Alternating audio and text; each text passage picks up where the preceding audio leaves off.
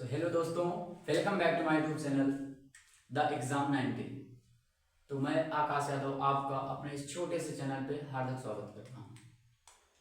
तो आशा करता हूँ आप लोग मस्त होंगे, ज़बरदस्त होंगे और अपनी तैयारी में व्यस्त होंगे।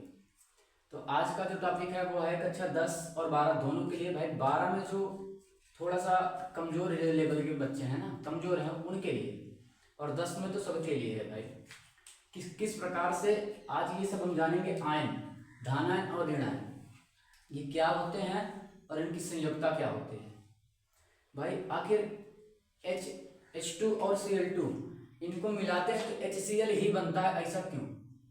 भाई HCl2 भी बन सकता है, और H और हाइड्रोजन और सल्फेट अगर इनको मिला देते हैं तो ये H2SO4 ही क्यों बनता है।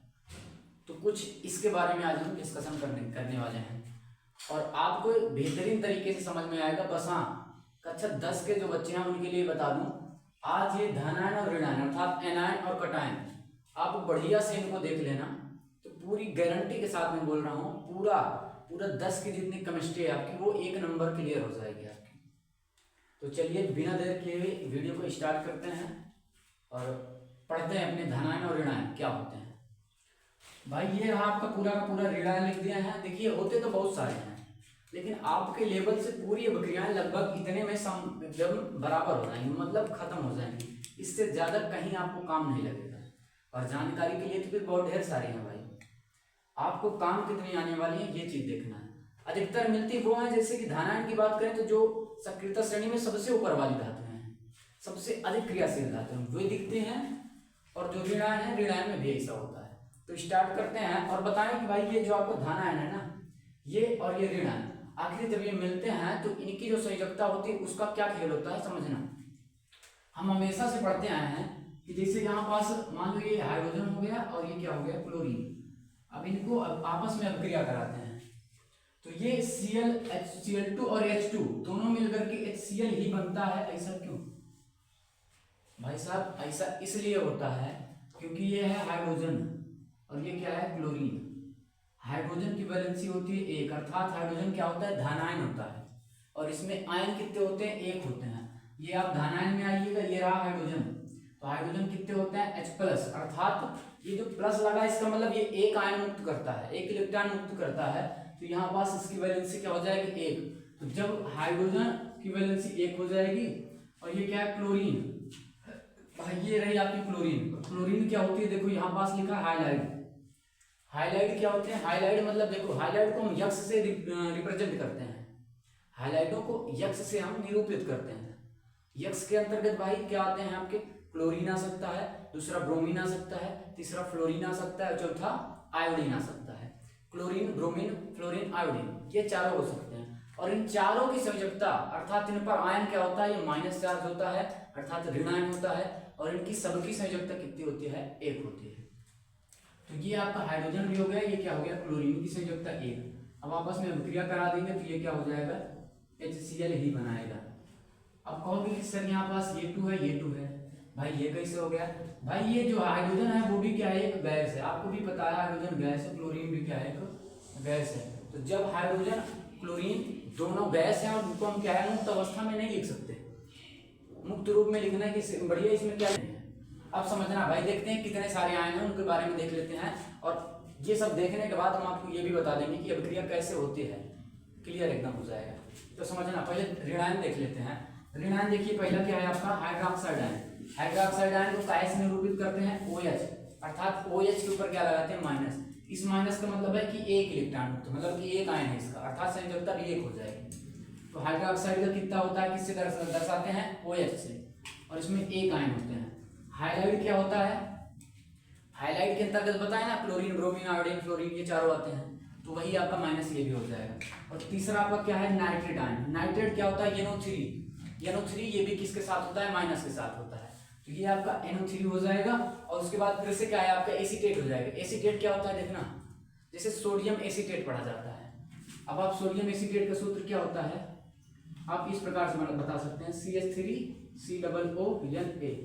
अच्छा ये देखो भाई, ये रहा सोडियम, ये रहा एसीटेट, तो CH3COO ये एसीटेट हो गया, ये एसीटेट हुआ, एसीटेट के बाद ये क्या हो गया आपका सोडियम हो गया।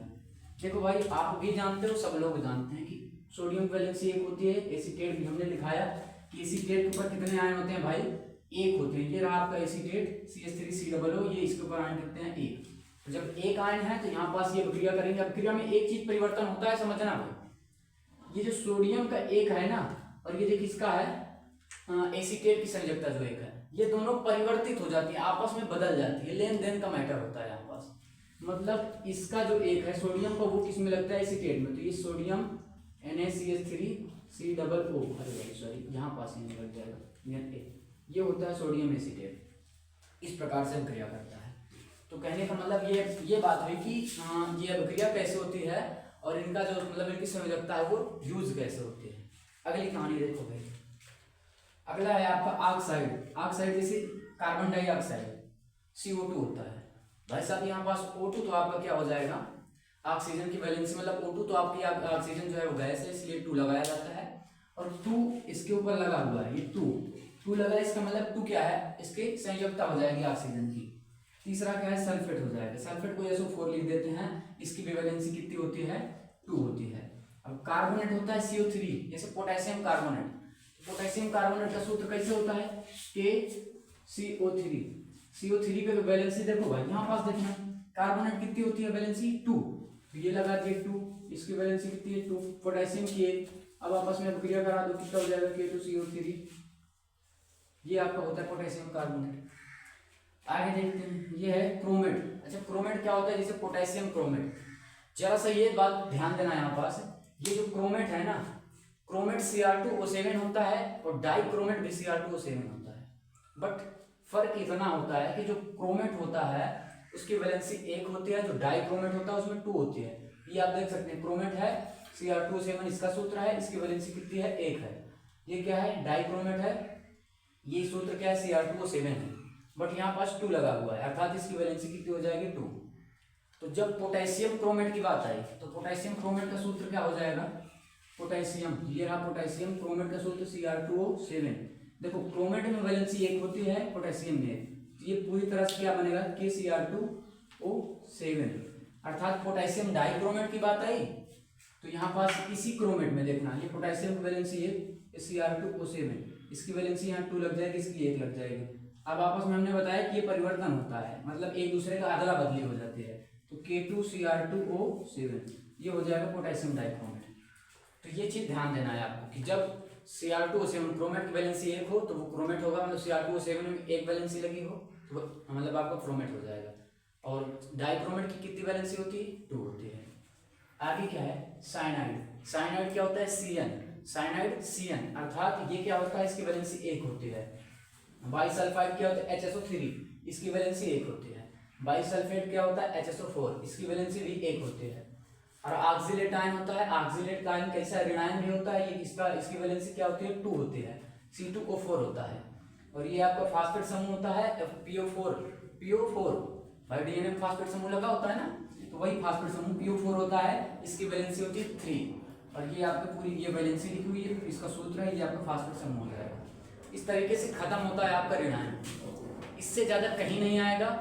पूरा 10 की केमिस्ट्री भी खत्म हो जाएगी, इंटर में भी आपको इससे ज्यादा नहीं मिलेगा। जरा याद करना, बाकी गारंटी हमारी कैसे सिखाएंगे रिएक्शन को देखना।